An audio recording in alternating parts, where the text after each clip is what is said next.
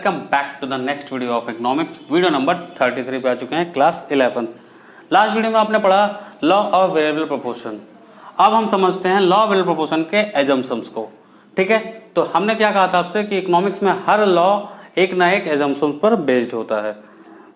तो क्या है एजम्पशंस? तो ध्यान से समझिएगा। Ratio in which factors of production are combined can be changed.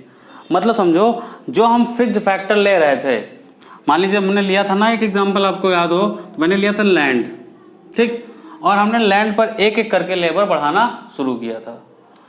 तो अब ये ऐसा था कि हम लैंड के साथ एक लेबर भी लगाते तो भी काम चल जाता, ठीक, दो लगाते तो भी काम चल जाता, तीन लगाते तो भी काम चल जाता। लेकिन मान लो एक ऐसा हमारे पास कोई मशीन होता जिस पर हमें दो लेबर लगाना ही पड़ता, न दो से कम न दो से ज्यादा। मतलब मान लो कि एक ऐसी मशीन होती कि जिसमें दो बटन होते और दो पॉइंट होते, एक पॉइंट यहाँ और एक पॉइंट यहाँ, हमें दोनों पे बिना लेबर लगाए काम नहीं चलता। तो ऐसे मशीन पर हम लेबर फैक्टर रेशियो बदल नहीं पाते।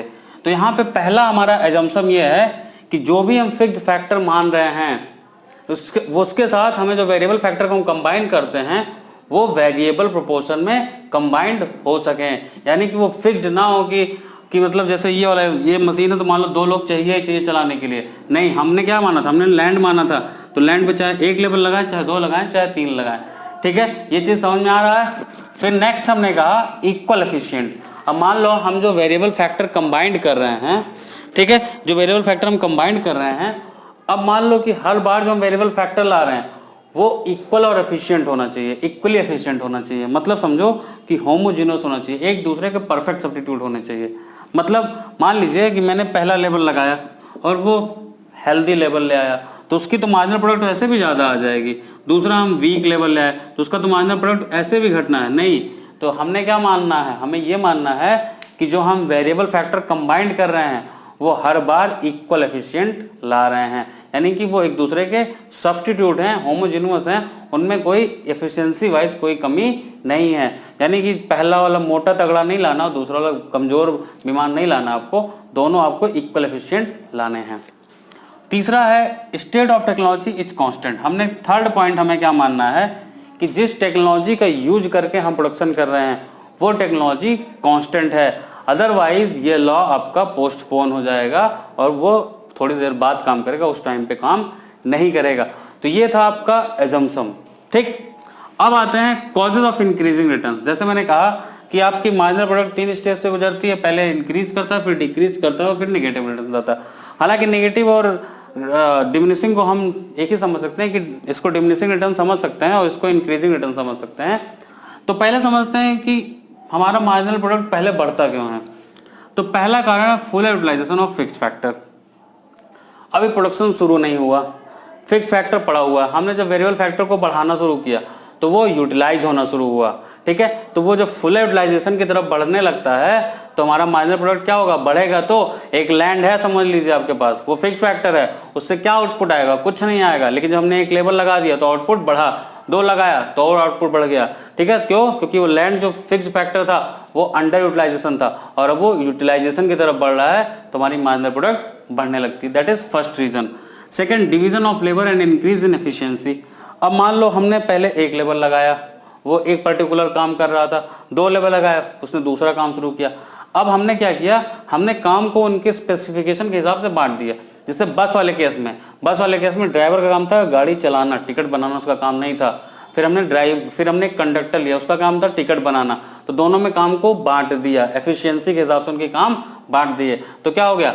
जाहिर सी बात है काम एफिशिएंटली होगा तो मार्जिनल प्रोडक्ट बढ़ेगा। Third reason, better coordination between the factors. ठीक है, यानी कि जो लैंड और लेबर हम ले रहे थे उसके बीच में कोऑर्डिनेशन अच्छा बन जाता है। मान लो ये लैंड है, इसमें दो लेबर चाहिए, तो जब फर्स्ट और सेकंड लेबर लगाएंगे तो कोऑर्डिनेशन अच्छा बनेगा। लेकिन यही जब हम 5 लेबर लगा देंगे तो कोऑर्डिनेशन खराब भी हो सकता है। तो क्या होता है कि शुरुआत में जब हम लेबर को बढ़ाते हैं फिक्स्ड फैक्टर के साथ तो कोऑर्डिनेशन अच्छा बनता है, इसके कारण से भी इंक्रीज करता है मार्जिनल प्रोडक्ट। ठीक है, अब आते हैं डिमिनिशिंग रिटर्न्स पे। तो डिमिनिश क्यों करने लगता है रिटर्न्स? अब ये समझो, फिक्सिटी ऑफ द फैक्टर। मान लो ये लैंड था, दो लेबर मिलकर 100% यूज कर दिए, तीसरा लेबर लगा उसके पास काम ही नहीं है, कुछ काम है उसके पास? कोई काम नहीं है।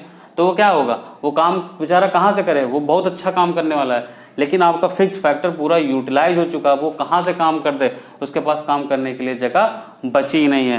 That is fixity of the factor. Next, imperfect factor substitutability. ये क्या होता है, अब मान लो कि हम लैंड पे लगातार लेबर बढ़ाते रहें तो क्या प्रोडक्शन बढ़ जाएगा, नहीं बढ़ेगा। हमें क्या बढ़ाना चाहिए, लैंड। ठीक है, जो फैक्टर्स ऑफ प्रोडक्शन है लैंड और लेबर, वो एक दूसरे के सब्स्टिट्यूट नहीं है।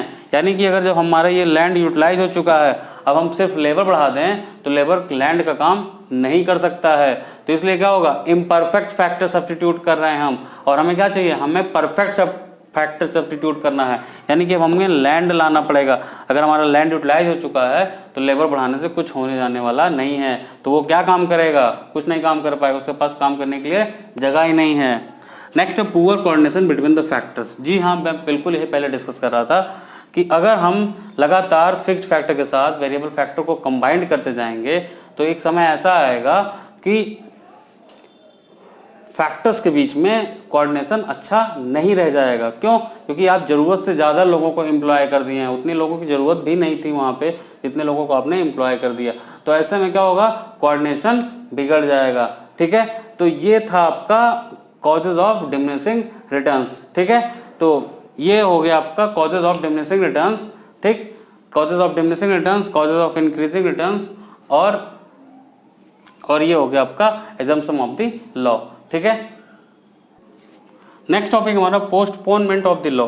अब देखो, पोस्टपोनमेंट ऑफ द लॉ का मतलब कि जो आपने कहा ना कि हम जब वेरिएबल फैक्टर के फिक्स्ड फैक्टर के साथ वेरिएबल फैक्टर को बढ़ाते हैं तो पहले एमपी बढ़ता है, फिर एमपी घटने लगता है, फिर डिक्रीज करने, जीरो और निगेटिव हो जाता है। ये लॉ को हम पोस्टपोन कर सकते हैं, लेकिन बहुत लॉन्गर टाइम के लिए नहीं, कुछ शॉर्टर ड्यूरेशन के लिए। कब, वो देखिए, अगर मान लो टेक्नोलॉजी इंप्रूव कर जाए, अब समझो मेरी बात को कि टेक्नोलॉजी अगर इंप्रूव कर गई तो मैं भी उसी टेक्नोलॉजी पर हम ज्यादा लोग को काम कराएं। ठीक है, मतलब हो सकता है कि मान लो हमारे पास एक पुराना एक कोई मशीन था, उसमें सिर्फ 2 लोग का काम पड़ता था, नई मशीन आ गई तो हमें 4 लोग का काम पड़ने लगा। तो उससे क्या हुआ कि जो 2 लोगों के पास बाद एमपी घटता था, अब 4 लोगों के बाद एमपी घटना शुरू होगा, क्योंकि टेक्नोलॉजी बदल गई है। दूसरा, जो कि इम्पॉसिबल है, रेयर है, बट अगर ऐसा हो जाए कि मतलब मान लो कोई वेरिएबल फैक्टर फिक्स्ड फैक्टर का काम करने लगे, हालांकि इम्पॉसिबल है, लेकिन मान लो कि कोई वेरिएबल फैक्टर अगर फिक्स्ड फैक्टर की जगह पे काम करने लगे, उसी की तरह काम करने लगे जैसे फिक्स्ड फैक्टर काम करता है, तो ये बिल्कुल बहुत बड़ी बात नहीं है कि हम लॉ को पोस्टपोन कर लेंगे। तो ये कुछ 2 रीजंस थे जिसकी वजह से लॉ पोस्टपोन हो सकता है। ठीक है, वीडियो ऑलरेडी मैंने काफ़ी चीज़ें डिस्कस कर ली हैं, अगर इस वीडियो में मैं और चीज़ें डालूंगा तो आप देख कर बिल्कुल परेशान हो सकते हैं, इसलिए मैं आपके बेनिफिट्स के लिए इस वीडियो में कुछ और ऐड नहीं कर रहा हूँ, इस वीडियो को यहीं बैंड अप कर रहा हूँ। चैनल को लाइक कर दो, वीडियो को सब्सक्राइब कर दो, चैनल को लाइक कर दो, अपने दोस्तों में शेयर कर दो। जय हिंद।